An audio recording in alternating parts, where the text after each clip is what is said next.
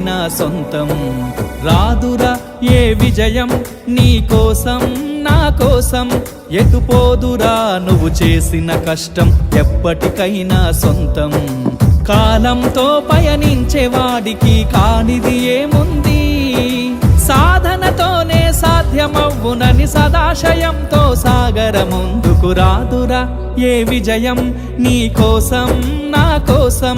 ఎటుపోదురా నువ్వు చేసిన కష్టం ఎప్పటికైనా సొంతం